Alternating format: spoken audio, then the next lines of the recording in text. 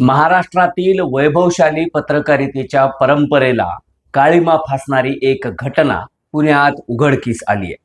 काही बूमधारी पत्रकारांनी अक्षरशः बुधवार पेठेत हैदोस घालत नंगा नाच केला आणि जेव्हा त्यांच्या पाठीवर आणि पार्श्वभागावर महिलांनी सटके दिले त्यानंतर हे पाय लावून पळून गेले. पण ह्या प्रकरणामागे एक मोठं राजकीय षडयंत्र आता उघडकीस येऊ लागले.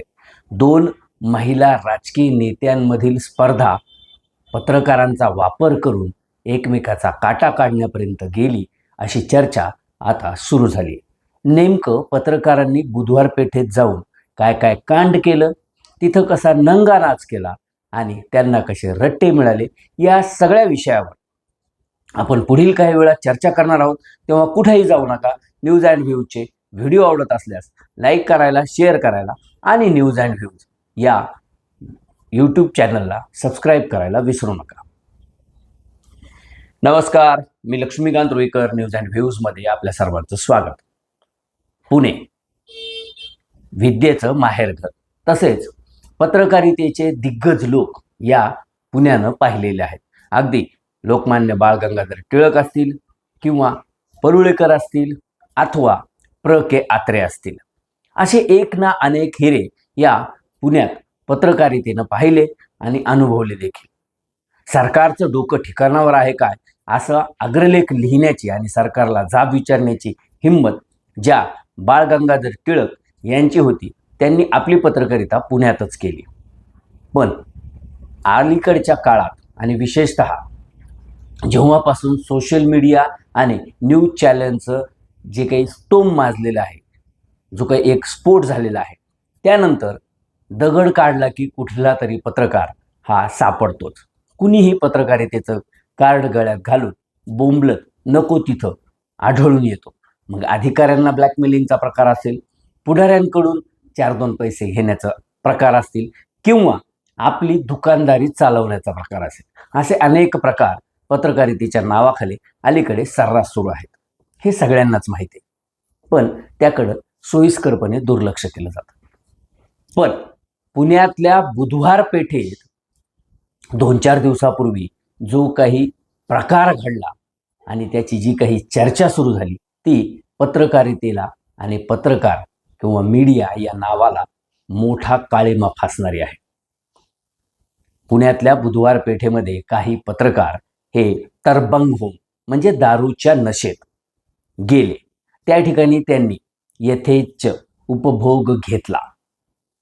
शय्यासुख केल्यानंतर त्यांनी त्यातीलच काही महिलांचे इतर गिऱ्हाईकांसोबतचे व्हिडिओ करण्याचा प्रयत्न केला आणि हे व्हिडिओ होत असल्याचं जेव्हा त्या महिलांच्या लक्षात आलं तेव्हा त्या महिलांनी एकच आरडाओरड केला, गोंधळ घातला आणि हे जे काही 3-4 बूमधारी होते किंवा त्यांचे जे काही कॅमेरा पर्सन असतील किंवा या बूमधारींच्या जीवावर जगणारे आणि स्वतःला पत्रकार म्हणून घेणारे जे कोणी असतील त्यांना यथेच्छ मार दिला गेला. अनेकांचे कदम किंवा अनेक जण वैभवाला घेऊन त्या ठिकाणी आहिस्ते कदम टाकत पोहोचले होते.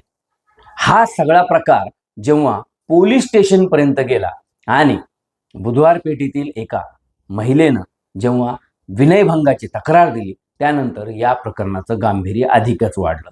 तरबंग झालेल्या पत्रकारांच्या डोक्यात जी नशा घुसली होती ती खटकन उतरली आणि त्यांनी गयावया करायला सुरुवात केली. त्यानंतर त्यांचे जे काही पुण्यातले आका असतील हे आका गोळा झाले आणि त्यांनी कुठल्या तरी एका राजकीय अण्णाला फोन लावण्याचा प्रयत्न केला. त्या अण्णाने देखील सीपींच्या कानावर ही गोष्ट घालून प्रकरण रफादफा करा असं सांगितलं.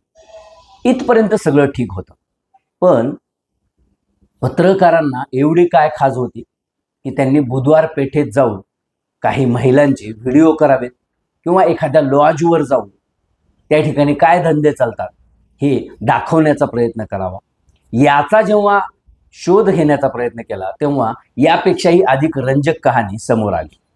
हे जे काही घाटे, कदम, सोनावणे ही जी काही नावं समोर येत आहेत पत्रकार मंडळींची, यांनी सुपारी घेऊन एका महिला पदाधिकाऱ्याला बदनाम करण्याचं षडयंत्र रचलं होतं.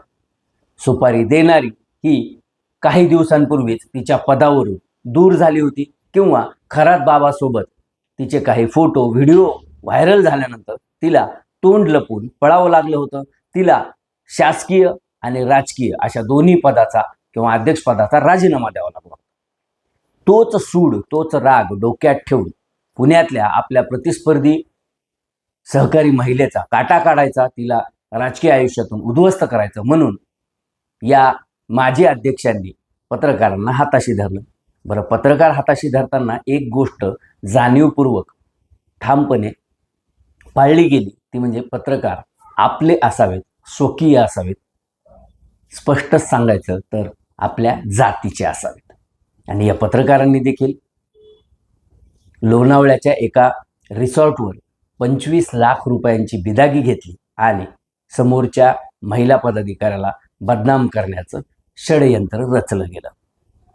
हे पत्रकार किती खालच्या लेवलला गेले किंवा कशा पद्धतीनं पोटार्थी म्हणून हे बूम हातात धरून याच्या त्याच्या तोंडात बूम घालून किंवा कुणाच्या तरी फाटक्यात पाय घालून आपलं काही भलं होते का, ही जी वृत्ती पत्रकारितेमध्ये आलेली ना, ती सगळ्यात धोकादायक आहे. आणि पुणे असो किंवा मुंबई असो, म्हणजे मुंबईत जे कुणी यांचे आका म्हणून संपादक किंवा चॅनेलचे प्रोड्युसर किंवा चॅनेलचे मालक बसलेले असतात ना, त्यांचं एक सरळ गणित आहे, कमवा आणि शिका, त्यासोबत लुटा. म्हणजे तुम्हाला आम्ही पगार देणार नाही, दिलं तरी तोकडं मानधन देऊ, मग तुम्ही तुमचं जगायचं आणि तुम्ही तुमचं शिकायचं. म्हणजे हा जो कोणी मुंबईत यांचा आका बसलेला असतो किंवा यांचे जे काही संपादक मालक बसलेले असतात ना, ते JCBनं किंवा पोकलेननं खातात. मग खालच्या स्ट्रिंजरनी किंवा रिपोर्टरनी चमच्यानी किंवा वाटीनं किंवा मोठ्या चमच्यानं खाल्लं तर त्यांना काही फरक पडत नाही. त्यामुळं पत्रकारितेत ही जी काही असे हरामखोर मंडळी आलेली आहेत ना, त्यांच्यामुळं पत्रकारिता बदनाम होते आहे. पुण्यात जो काही प्रकार घडलाय तो काही एवढाच प्रकार नाहीये किंवा हा फक्त समोर आलाय म्हणून त्याची चर्चा सुरू आहे. नाहीतर याच पुण्यातल्या काही पत्रकारांना तिथल्या स्थानिक गुन्हा अन्वेषण शाखेच्या पोलीस निरीक्षकांनी किंवा तिथल्या संबंधित अधिकाऱ्यांनी, CP असतील किंवा जॉईंट CP असतील, असिस्टंट CP असतील, यांनी काही बूमधारी पत्रकारांना अगदी परदेशवारी थायलंड, बँकॉक, पटाया, स्वित्झर्लंड इकडं फिरवून आणलं होतं. त्याचसोबत आणखी एक प्रकरण पुण्याच्या पत्रकारितेच्या वर्तुळात चर्चेत आहे. ते प्रकरण तर फार भयंकर आहे. खरात बाबाचेही पुढचे काही महाभाग पत्रकारितेत आहेत हे या प्रकरणानंतर समोर येईल. म्हणजे एका महिला पदाधिकाऱ्याला सोबत घेऊन काही पत्रकार मंडळींनी त्यांच्याच सोबत काम करणाऱ्या काही सहकारी ज्युनियर महिला असतील किंवा इतर काही अधिकारी असतील किंवा पदाधिकारी असतील यांना ब्लॅकमेल करून आपलं मोठं साम्राज्य निर्माण केले. तो देखील एक स्फोट लवकरच पुण्याच्या पत्रकारितेत होणं अपेक्षित आहे.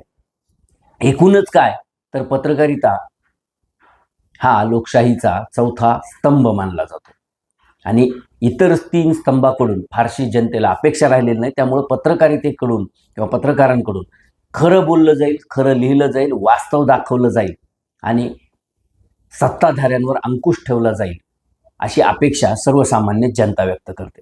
आज मात्र दुर्दैवानं असं म्हणावं लागतंय की ही जे काही पत्रकार मंडळी आहेत, जे पुण्यासारख्या ठिकाणी जे काही उघडकीस येते, त्यांचे काळे कारनामे उघडकीस येतात. त्यामुळं असं म्हणावं असं वाटतंय की हे सगळे पत्रकार आजकाल दलालाच्या भूमिकेत आहेत.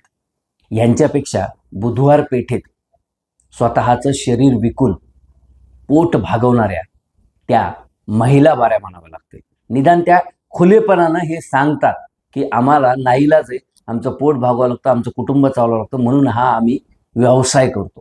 पण पत्रकारितेची झूल पांघरायची, पत्रकारितेचं कातडं पांघरायचं आणि नको ते उद्योग करायचे, कुणाच्या तरी हातचं बावलं बनायचं, कुणाचा तरी राजकीय काटा काढण्याची सुपारी घ्यायची. हे जे कोणी पत्रकार या सगळ्या प्रकरणात अडकलेत ना, त्यांनी बीडमध्ये जेव्हा एखादी किरकोळ घटना घडली किंवा एखादं मोठं प्रकरण घडलं की बीड कसं बिहार आहे हे दाखवण्याचा प्रयत्न केला होता. पण आज जेव्हा ते स्वतः अडकलेत या सगळ्या बुधवार पेठेच्या रंगारंग कार्यक्रमात आणि लंगा नाचामध्ये, तेव्हा त्यांच्या मालकांनी देखील साधी एक लाईन सुद्धा या आपल्या पत्रकारांच्या विरोधात दाखवण्याचा किंवा लिहिण्याचा प्रयत्न केलेला नाही. खरोखरच शरम वाटू लागली की हे पत्रकार म्हणावेत का? हे तर दलाल आहेत, हे तर सुपारीबाज आहेत आणि अशा लोकांना खरोखरच कठोरात कठोर शिक्षा व्हायला पाहिजे आणि यांचा वापर ज्यांनी केलाय ना त्यांच्यावर देखील या प्रकरणात सह आरोपी म्हणून गुन्हा दाखल व्हायला पाहिजे. या पत्रकारांची नावं सर्रासपणे पुण्याच्या पत्रकारिता वर्तुळामध्ये घेतली जात आहेत. मुख्यमंत्री तथा गृहमंत्री देवेंद्र फडणवीस हे कर्तव्यदक्ष म्हणून ओळखले जातात. त्यांनी या प्रकरणामध्ये गांभीर्यानं लक्ष घालून या सगळ्या प्रकरणाचा पर्दाफाश करावा आणि जे दोषी आहेत त्यांच्यावर कठोर कारवाई करावी एवढीच एक पत्रकार म्हणून अपेक्षा आहे. पुण्यात महिला पदाधिकाऱ्याच्या सोबत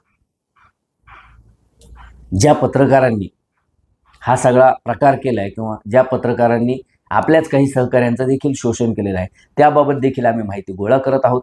लवकरच त्याची माहिती आमच्या हातात आल्यानंतर त्यावर देखील सविस्तर बोलू. तुर्तास इतकंच. धन्यवाद.